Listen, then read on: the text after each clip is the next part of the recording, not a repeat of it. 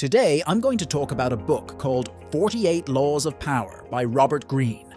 This book is very famous among politicians, prisoners in the US, celebrities like 50 Cent, and people in power. I hesitated quite a bit about whether I should share this book with you or not, because the content of the book is manipulative. In my opinion, some of the laws mentioned are unethical, and personally, I don't recommend their application. However, this doesn't mean they won't be applied against you by others. Therefore, I will only share certain laws that I believe can benefit you and help you stay protected when these laws are applied against you. Law 1. Never overshadow your boss. While trying to impress those above you, don't showcase your talent too much. This can make your superiors feel insecure, and they will find ways to replace you. For example, let's say you're 20 years old and have started a new job where you have a team leader who is 40. After several months, you realize you know more than your team leader and have great ideas about the team or department. In this situation, never display your superiority because people in power never want to appear powerless and weak. Your superior knowledge is a threat to your team leader and their position. They may smile at you and act like they appreciate what you do, but rest assured, at the first opportunity, they will replace you with someone less intelligent.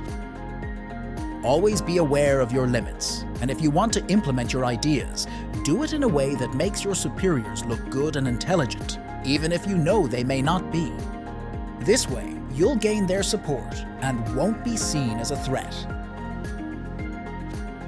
If you look closely, you may also recall some friends who didn't follow this rule and faced difficulties, like a smart schoolmate who always showcased their knowledge and tried to appear smarter than the teacher, but somehow struggled to get a good grade from that same teacher.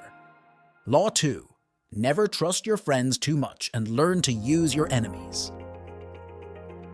The key to power is the ability to judge who is the best person to aid your interests in all situations. Maintain friends for friendship, but work with capable and competent individuals, especially in business matters. Always keep your friends at a distance, and instead hire someone from your past who was once an enemy. An enemy is likely to be more loyal than a friend because they have much more to prove. The author suggests that you should fear friends more than enemies. Friends are more likely to envy, betray, and limit your power. It is harder to maintain a professional distance with friends.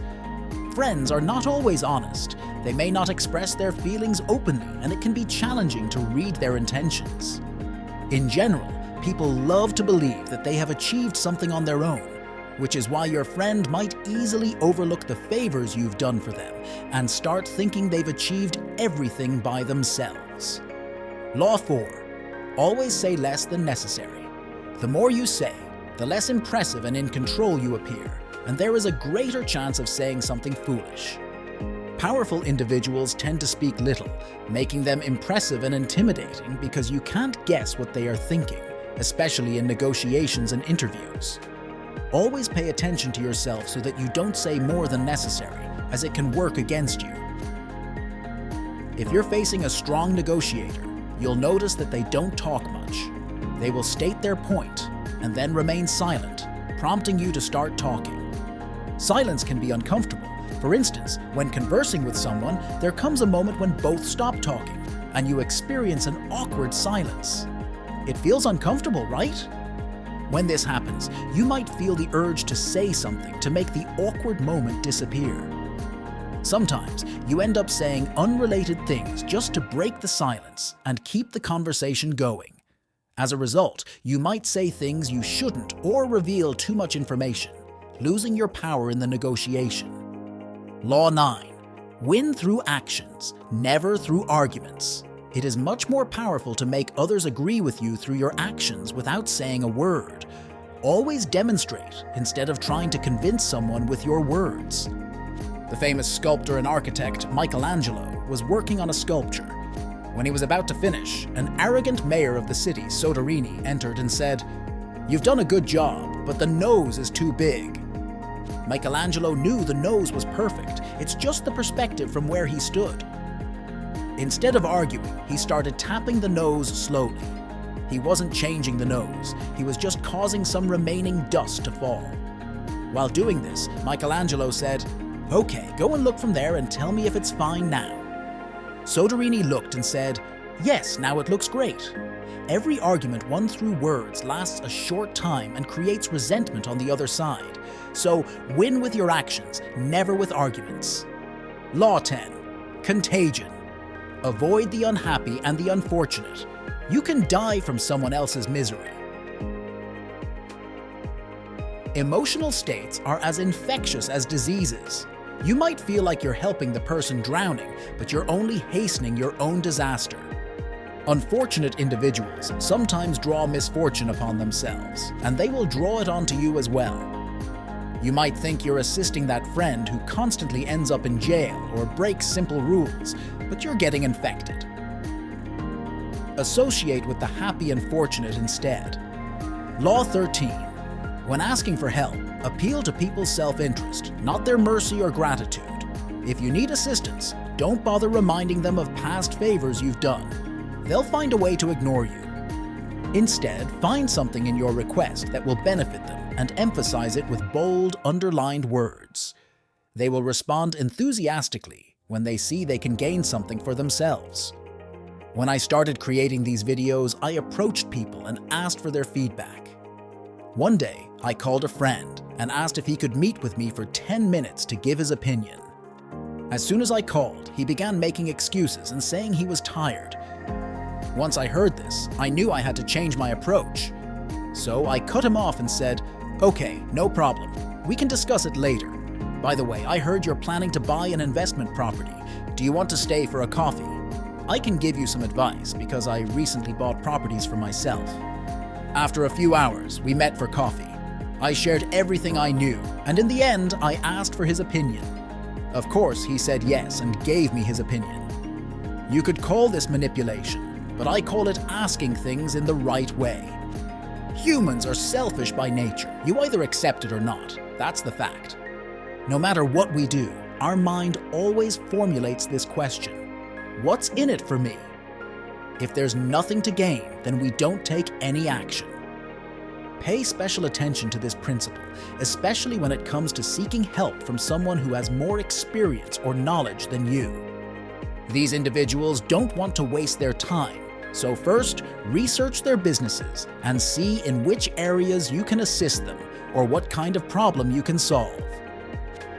Offer your solution up front in exchange for what you desire from them. Law 28 comes into action boldly. If you're not sure about your action, don't attempt it. Your doubts and hesitations will affect its execution. Timidity is dangerous. If you must do something, it's better to do it boldly. Any mistakes you make through boldness can be easily corrected with more boldness. Everyone admires the brave. No one honors the timid.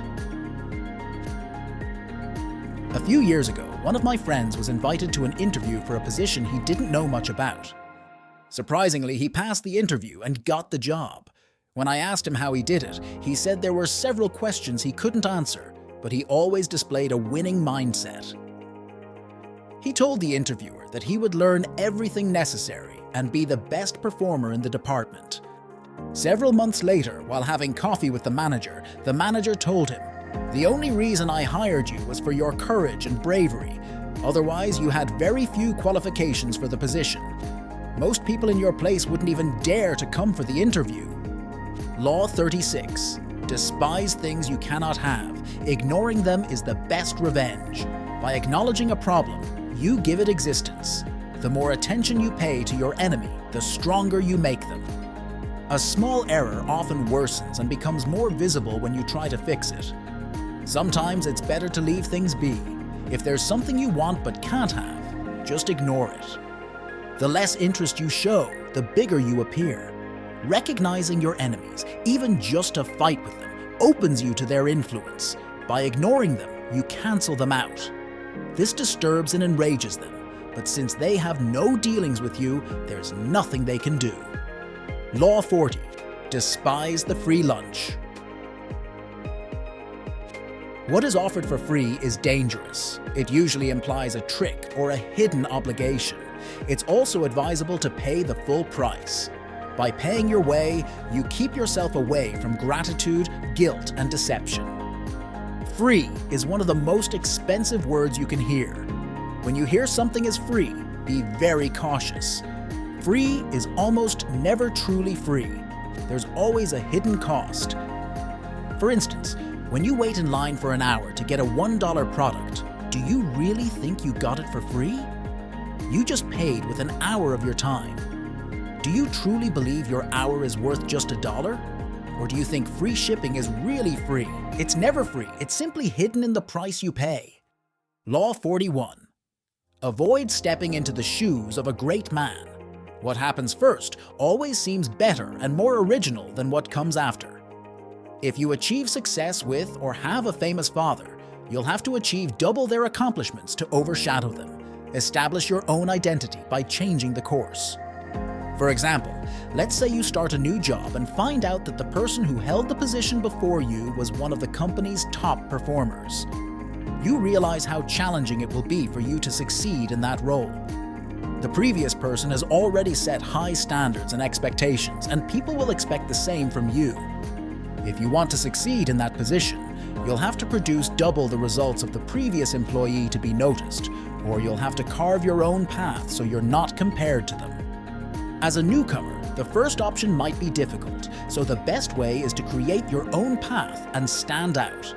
However, be careful when doing so, because the past often holds valuable elements, and it would be foolish to reject everything to distinguish yourself. Law 45. Preach the necessity of change, but never reform too much at once. Everyone understands the need for change in the abstract, but people are creatures of habit and love doing things the way they used to. Too much innovation is traumatic and will provoke anger and opposition. If you are new in a position of power or trying to build power, always respect the old way of doing things if necessary. A change should feel like a smooth improvement from the past. Law 46. Never appear too perfect. People hate it when they see you're better than them. Seeming better than others is always dangerous, but most dangerous of all is appearing flawless and without weaknesses. Envy breeds silent enemies. It's wise to occasionally show flaws to deflect envy. Only a minority can succeed in the game of life, and that minority inevitably arouses the envy of those around them. Once you achieve success, the people who fear you the most are those within your own circle, friends and acquaintances you've left behind. This was the last law I wanted to discuss. Before applying these laws, do your own research or read the book to understand them well. These laws are quite powerful and can be counterproductive if you don't know how to apply them. For example, you can try to appear powerful by remaining silent, but keep in mind that too much silence also raises suspicions. Thank you for reaching the end of this video podcast. Thanks for being part of this community of entrepreneurs. Your comments are highly valued as we strive to continue creating this type of content. Leave your comments about this video, and if you find this content helpful, support us with your like and subscribe to our channel. Until next time.